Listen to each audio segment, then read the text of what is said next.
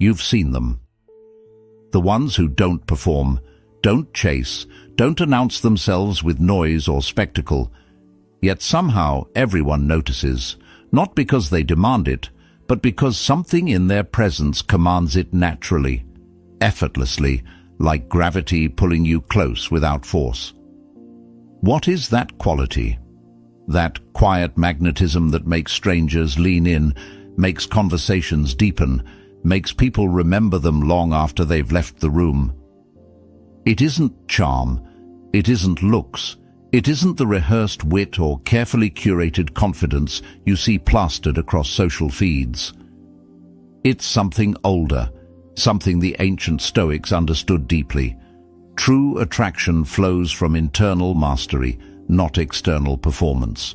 When you stop seeking validation and start building character, you become the kind of person others can't help but notice, not because you're trying, but because you're real. In this video, you'll discover 6 simple habits rooted in Stoic philosophy that create this silent magnetism. These aren't tricks or techniques to manipulate perception. They're disciplines that transform who you are at your core, making you calm when others panic, present when others distract, purposeful when others ramble. Marcus Aurelius, Seneca, and Epictetus knew this truth. The person who masters themselves naturally draws the world closer, and that person can be you, starting today, with 6 ancient practices that make you magnetically, undeniably, quietly powerful. If you're ready to walk this path with us, type "I choose inner mastery" in the comments below. Let's be honest, you've tried before. You've worked on being funnier, more impressive, more interesting. You've rehearsed stories, perfected your appearance, studied social dynamics like they're quantum physics. And maybe it worked for a moment. Someone laughed. Someone noticed. But then the attention faded, and you were back where you started, exhausted from performing a version of yourself that doesn't quite feel authentic. Here's the uncomfortable truth. The harder you try to be noticed, the more invisible you become. Desperation has a scent. People can feel when you're reaching for validation, when your confidence is borrowed rather than owned, when your presence is a carefully maintained illusion instead of a grounded reality. This isn't your fault. We live in a world obsessed with external metrics, likes, followers, impressions, reactions. Society trains us to believe that attraction is something we achieve through accumulation, accumulate enough wit, enough status, enough perfectly timed moments, and people will finally see us. But the Stoics understood something radically different. They knew that genuine magnetism doesn't come from addition, but from subtraction, stripping away the performance, the neediness, the constant calculation of how you're being perceived. What remains when you stop performing? Your true self, your calm center, your unshakable presence. And that is what people are starving for. In a world of noise, chaos, and pretense, someone who is simply, authentically, calmly themselves becomes a refuge. You don't have to be the loudest voice in the room to be the most memorable. You don't have to entertain constantly to be valued. You simply have to cultivate 6 timeless habits that the Stoics lived by, habits that build real presence, emotional steadiness, and the kind of quiet confidence that makes others feel safe, inspired, and magnetically drawn to you. This is your call to transform, not into someone else, but into the truest version of yourself. Habit 1. Epictetus once said, "We have 2 ears and 1 mouth so that we can listen twice as much as we speak." Simple wisdom, profound impact. Think about the last conversation you had. Were you truly listening, or were you waiting for your turn to talk? Were you present with the other person's words, or were you mentally drafting your response, planning your story, calculating how to steer the conversation back to yourself? Most people don't listen. They reload. They hear words as cues for their own performance, rather than as genuine expressions of another human being. And because of this, most conversations feel empty, transactional, forgettable. But when you listen, really listen, something shifts. The person speaking feels it immediately. They sense your full attention like warmth from a fire. Their words slow down. They go deeper.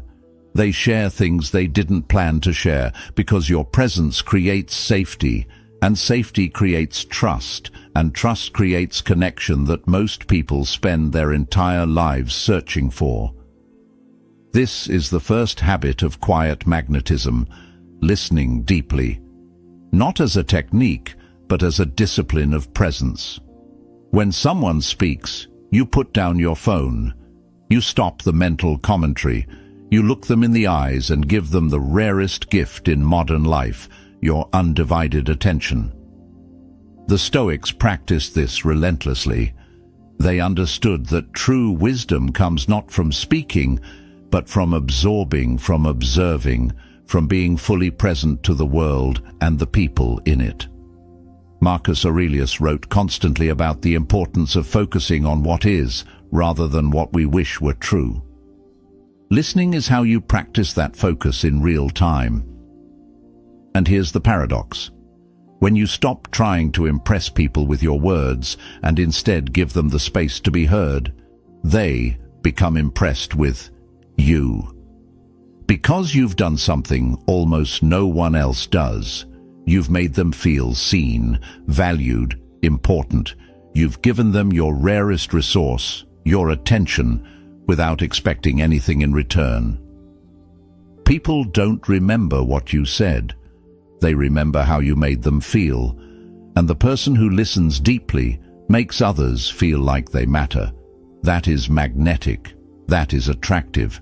That is the quiet power of being fully, intentionally, generously present. Habit 2.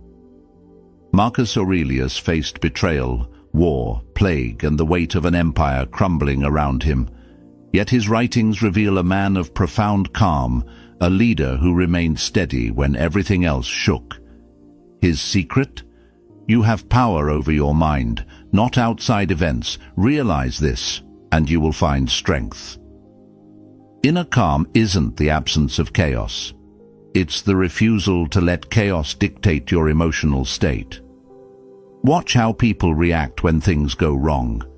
Flights get delayed. Plans fall apart. Someone criticizes them publicly. Most people spiral. Frustration bleeds into their words. Panic tightens their body language. Reactivity controls their decisions. And in those moments they become smaller, less trustworthy, less magnetic.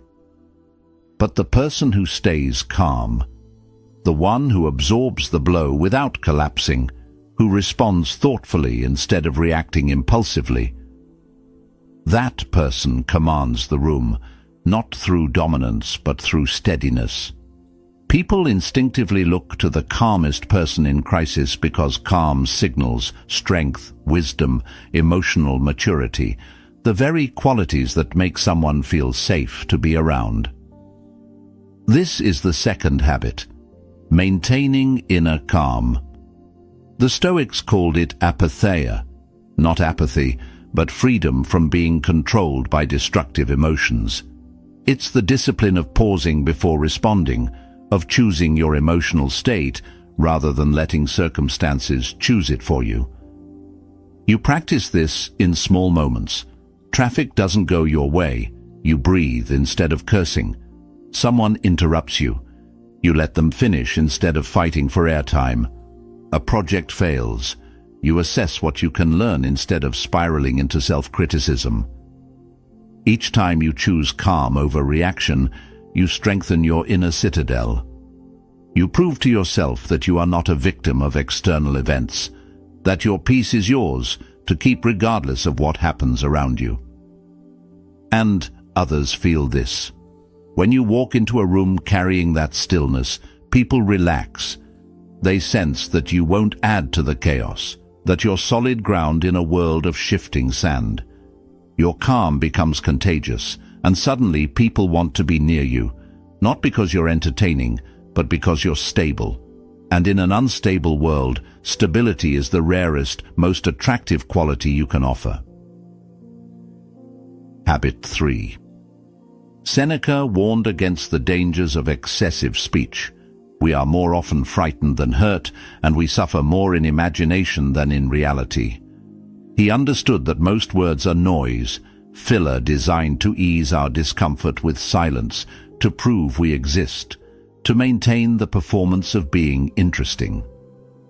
But the Stoics valued economy, not silence for silence's sake, but purposeful speech, words as tools, not decorations. When you speak, you mean something. When you're quiet, you're observing, learning, waiting for the moment when your words will actually matter. This is the third habit, speaking with purpose. Think about the people you respect most. Do they fill every silence with chatter? Do they interrupt, over-explain, dominate conversations with their opinions? Or do they speak less frequently but with greater weight, choosing their words carefully, saying what needs to be said and nothing more? Purposeful speech creates authority. When you're selective with your words, people listen more carefully when you do speak. They lean in. They remember, because they know you're not wasting their time with verbal clutter. You're offering something considered, something true. The practice is simple but difficult. Before you speak, ask yourself, does this need to be said? Does it need to be said by me?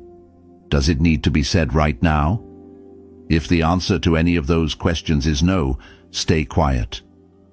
This doesn't mean becoming robotic or withholding. It means respecting the power of language. It means recognizing that silence can communicate strength, thoughtfulness, self-control, all qualities that make you magnetic without saying a single word. Epictetus taught his students to examine their thoughts before releasing them into the world. The undisciplined mind speaks impulsively, reactively, carelessly. The disciplined mind filters, refines, and releases only what serves truth, connection, or understanding. When you adopt this habit, you stop rambling. You stop filling awkward pauses with nervous laughter or trivial commentary.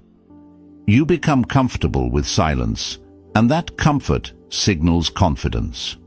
It tells others that you don't need constant validation through verbal performance, that you're secure enough to let moments breathe. And when you finally do speak, your words land with impact. People remember them, they quote you later, because you've earned their attention by respecting it. Habit 4. The Stoics had a practice called premeditatio malorum, the premeditation of evils. They intentionally visualized worst-case scenarios, not to be pessimistic, but to build emotional resilience. By confronting difficulty in their minds first, they stripped adversity of its power to shock, to paralyze, to control them. Marcus Aurelius wrote, "The impediment to action advances action. What stands in the way becomes the way." He lived this philosophy through plague, betrayal, and relentless pressure. He didn't avoid hardship. He transformed it into fuel for growth. This is the fourth habit, facing adversity with courage. Here's what most people do when life gets hard. They complain, they avoid, they collapse into victimhood. They broadcast their struggles as excuses for why they can't move forward, why they deserve sympathy, why the world is unfair. And while that's understandable, it's also repellent. People don't want to orbit someone drowning in self-pity. They want to follow someone swimming toward shore despite the current. Courage doesn't mean pretending hardship doesn't hurt. It means acknowledging the pain and choosing to act anyway. It's the quiet decision to face what scares you, to stand firm when everything in you wants to run. to keep your dignity intact even when life strips away your comfort. When you cultivate this habit, something shifts in how people see you. They watch you encounter setbacks and notice that you don't crumble. You adapt, you problem solve, you carry yourself with a resilience that inspires them to be braver in their own lives. The Stoic approach isn't about toughness for toughness's sake. It's about accepting reality as it is and responding with wisdom rather than panic. Seneca said, "A gem cannot be polished without friction, nor a man perfected without trials." Every challenge you face is an opportunity to prove to yourself and demonstrate to others that you are not fragile, that your worth isn't dependent on easy circumstances. And that is magnetic. People are drawn to those who can weather storms without losing themselves, who emerge from darkness still intact, still purposeful. Because if you can remain grounded when life shakes you, others know they can trust you when life shakes them too. Habit 5. Marcus Aurelius asked himself daily, "Waste no more time arguing about what a good man should be. Be one. Not seem like one. Not perform the appearance of one. Be one." Integrity is alignment. It's the match between who you are in private and who you are in public, between what you say and what you do, between your values and your actions. And in a world where people constantly perform edited versions of themselves, someone with true integrity stands out like fire in darkness. This is the 5th habit, living with integrity. Think about how exhausting it is to maintain a facade. You say you value honesty, but tell convenient lies. You preach kindness, but gossip behind people's backs. You project confidence, but feel like an imposter every day. The gap between your authentic self and your performed self creates internal friction, and people sense it, even if they can't name it. But when you live with integrity, that friction disappears. You become the same person everywhere, at work, at home, in public, in private. Your word becomes reliable because you do what you say you'll do. Your presence becomes trustworthy because there's no hidden agenda, no manipulation, no performance designed to extract approval. The Stoics understood that virtue, arete, was the highest pursuit. Not wealth, not fame, not pleasure, but the cultivation of excellent character. And character isn't what you claim to be. It's what you consistently demonstrate through thousands of small choices that no one's watching. When you choose integrity, you stop trying to control how others perceive you. You simply act in alignment with your principles and let that speak for itself. If someone criticizes you, you can meet their gaze calmly because you know your actions match your values. If someone praises you, you can receive it without inflating your ego because you're not dependent on external validation. You've built internal validation through consistent, authentic action. This creates a magnetic quality that's almost impossible to fake: trustworthiness. People relax around you because they know you're not playing games, not wearing masks, not saying one thing and doing another. They know what they see is what they get. And in a world of illusions, that honesty, that wholeness, becomes irresistibly attractive. Integrity makes you solid, dependable, real, and real never goes out of style. Habit 6.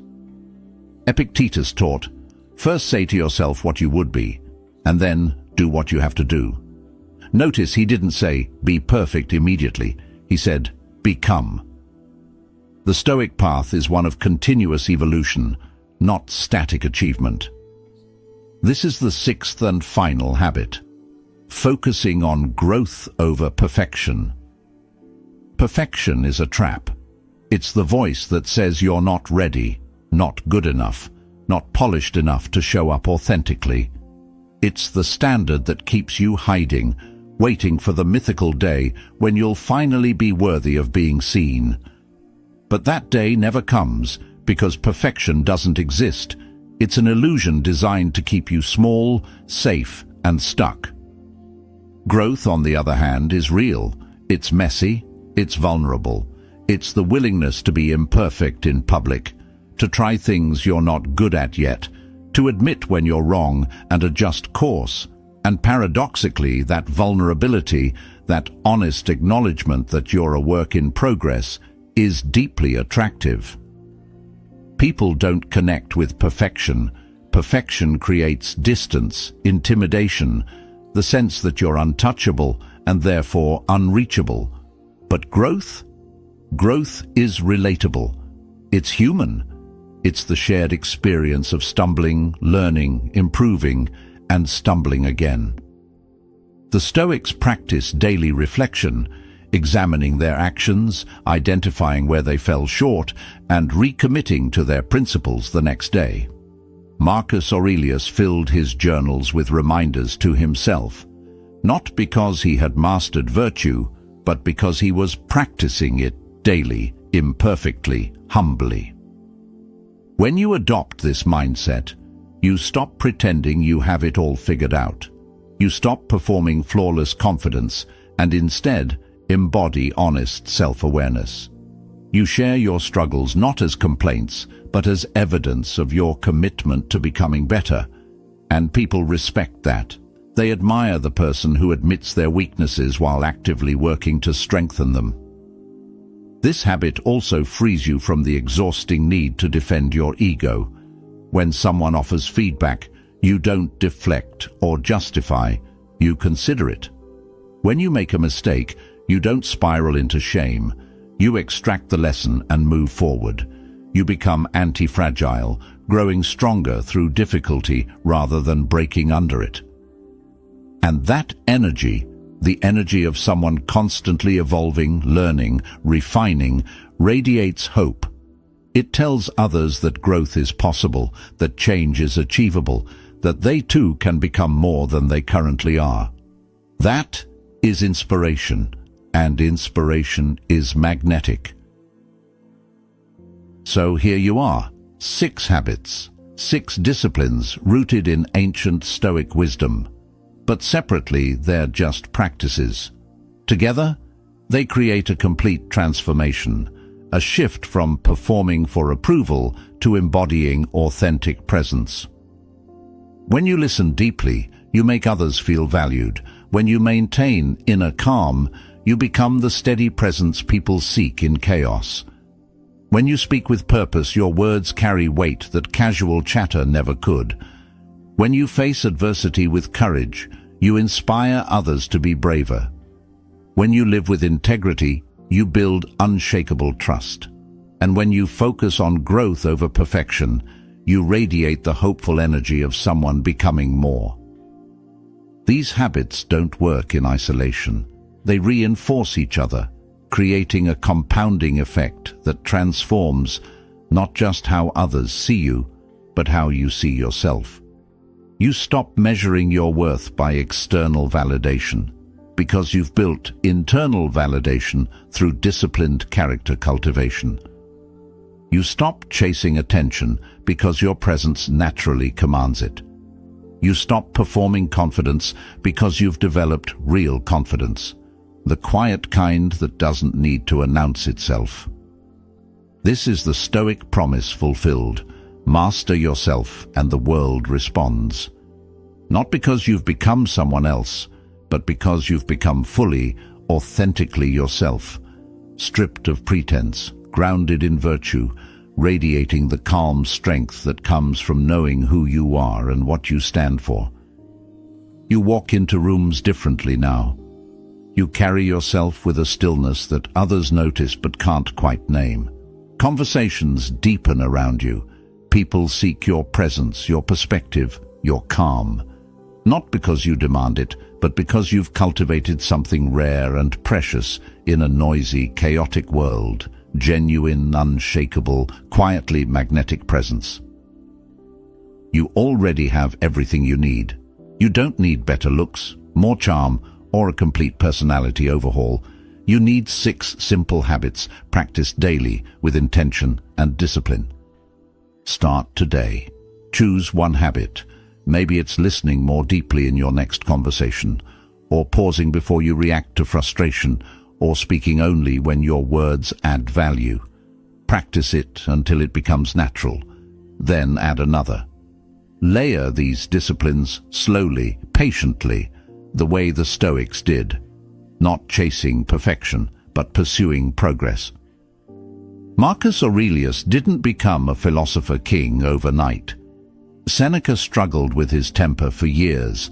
Epictetus taught that wisdom is a lifelong practice, not a destination.